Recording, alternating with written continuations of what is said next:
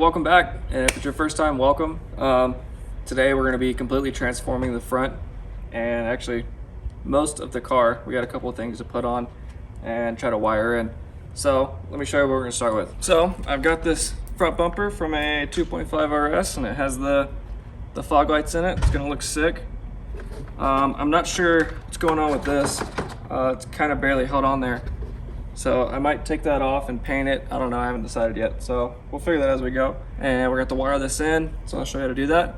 And then we'll move on to the trunk, which I have a new trunk. In order to wire in the lights on the bumper, we've got this kit from Amazon. I'll link it in the description, but basically what it is, it's a kit for like light bars, but it has 2 leads. So we can hook up both fog lights to it. Comes the relay and all the power and a switch. So this should work exactly how we need it to. Now in order to remove the grille, it's just 2 clips up top that can be released with a flathead. Then you're going to want to remove the blinkers with a pry tool and disconnect the connector. For the headlights, it's 4 bolts, 2 on the inside and 2 on the outside as seen here. To remove the front bumper, all it was 2 bolts in the wheel arches and then a couple plastic retaining clips that were located underneath the grille. Alright, so the dash pulled out, very easy, just a bolt here and then a bolt underneath. Actually it's a clip on the side. Looks like this, little screw and it just pops out. And then we installed our switch onto just one of the little blank buttons here. Kind of a pain in the butt, but we just used a drill and a drill bit and round out the hole until it fit, and now it fits. So we're going to start wiring up the lights. So it's starting to get dark.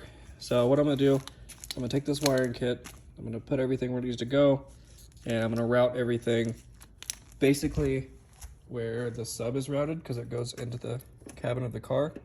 So I'm gonna just follow that route, hook it all up, and kind of power through it because the sun's going down and I want to get done before the sun goes down tonight. So I'll be back once that is complete.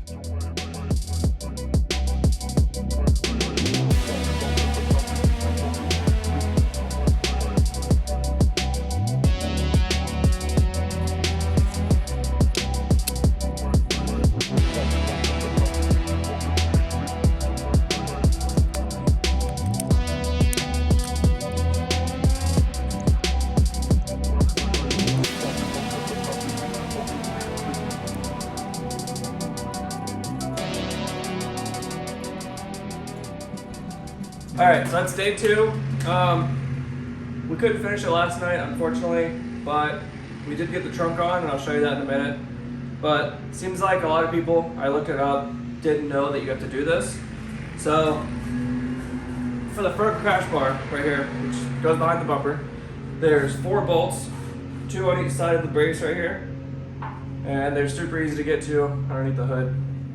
But basically what we're gonna have to do is we're going to have to cut this bar in half. So actually, let's back up. So looking at it like this is the top. So all we need is this top support right here, this, and we're going to have to cut the welds on the sides of this to remove this bottom half of the brace. And then we can reinstall the bumper.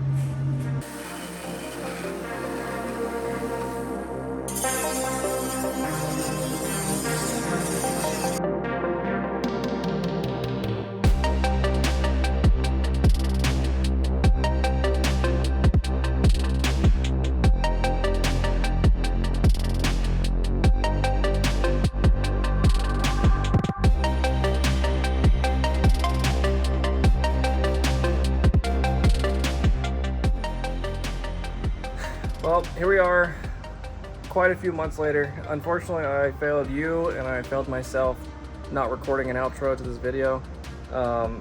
It ended up being a lot more involved than I expected it to be, and I got distracted trying to rush through it because it was super hot outside and whatever excuses.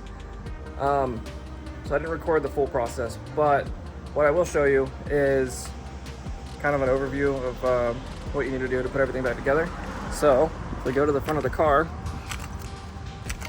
the 4 bolts that are going to need to be removed to take the bash bar off right here. Show you down there, right there, right there, and then on the other side of the car, right side, there and there. Super easy, slides in, bolts into place, and then you just reverse the process for the front bumper. I ended up routing the harness from here. I got it grounded.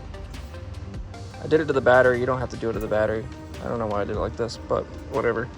And then it runs inside the car through that grommet right there, and comes around and is wired to this switch right here. So since it's directly connected to the battery, if I flip this switch, it will turn the fog lights on, which can drain your battery. Not ideal.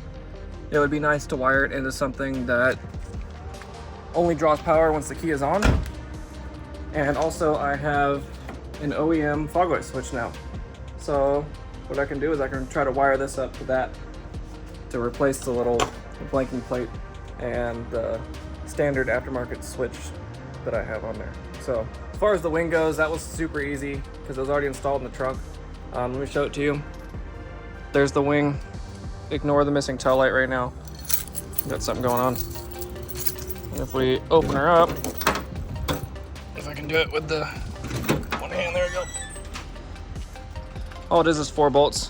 1, 2, 3, 4, and the trunk comes off and you can slap the new one on. I'm not exactly sure how this wing is installed. It looks like there's some bolts right here, here, and here, but that could be wrong. So yeah, trunk is pretty straightforward. Regardless of how it ended, I hope that you still enjoyed the video. Hopefully next time we'll do a little bit better. I won't short myself or short you guys. So thanks for watching. I hope you have a great day. Peace.